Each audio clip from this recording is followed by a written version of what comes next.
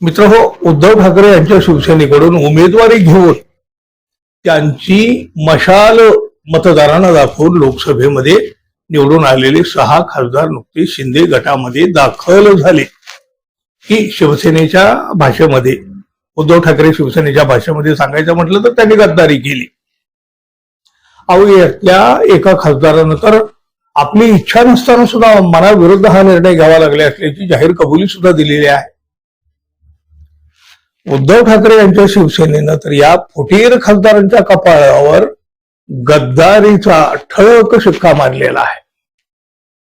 एकनिष्ठ शिवसैनिकांच्या तीव्र रोषांचा सामना सुद्धा या फुटीर खासदारांना करावा लागत आहे. पण सामान्य जनतेत सुद्धा या घाणेरड्या राजकारणावर प्रचंड असा संताप व्यक्त केला जातोय.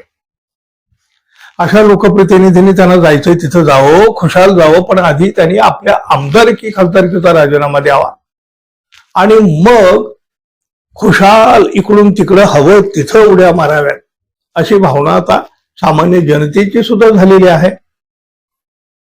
दुसरीकडे या खासदारांच्या विरुद्ध उद्धव ठाकरे यांनी तर काय मोहीमच उघडलेली आहे. या फुटीर खासदारांच्या मतदारसंघामध्ये उद्धव ठाकरे जात आहेत आणि तिथं त्यांना आधीपेक्षा सुद्धा जास्त प्रतिसाद मिळताना दिसतो आहे. त्यामुळं नेते गेले तरी एकनिष्ठ शिवसैनिक मात्र जिथल्या तिथंच आहे, त्याचं चित्र प्रत्येक मतदारसंघात पाहायला मिळत आहे. उद्धव ठाकरे यांचा एकनिष्ठ शिवसैनिक गद्दारीच्या राजकारणावर प्रचंड संतापलेला तर आहे आणि त्यांच्याच भीतीनं या खासदारांना Y+ सुरक्षा सुद्धा देण्यात आलेली आहे. पण तरी सुद्धा या खासदाराची फजिती होताना जिकडे तिकडे दिसतच आहे. अहो, नांदेडमध्ये शिवसैनिकांनी गद्दारीच्या विरोधामध्ये एक अनोखं आंदोलन केलं. गाढवांच्या गळ्यामध्ये या खासदारांच्या प्रतिमा अडकवण्यात आल्या आणि शहराच्या रस्त्यावरून त्याची धिंड काढण्यात आली. खर तर बघा, गाढव हा कष्टकरी असतो, म्हणजे खर तर हा गाढवांचा सुद्धा अपमान म्हणावा लागेल. आधी राजीनामा द्या, मग पक्ष बदला. या खासदारांचं करायचं काय, म्हणजे गद्दार खासदारांचं करायचं काय, खाली डोकं वर पाय अशा घोषणा देत हा मोर्चा जेव्हा रस्त्यावरून निघाला तेव्हा आजूबाजूचे लोक सुद्धा थक्क होऊन पाहत होते. मित्रांनो, तुम्ही पहा हा व्हिडिओ.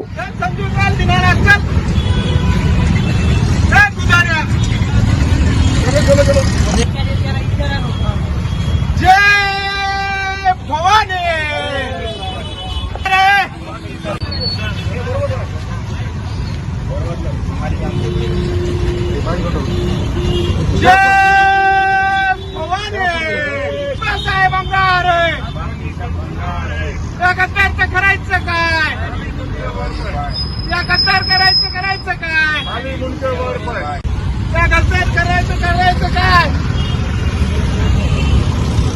समजून काल दिनार असतात.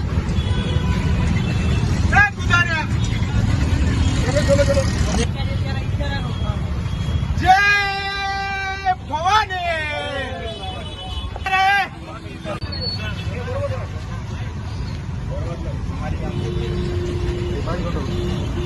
जय भवानी, साहेब अंगार,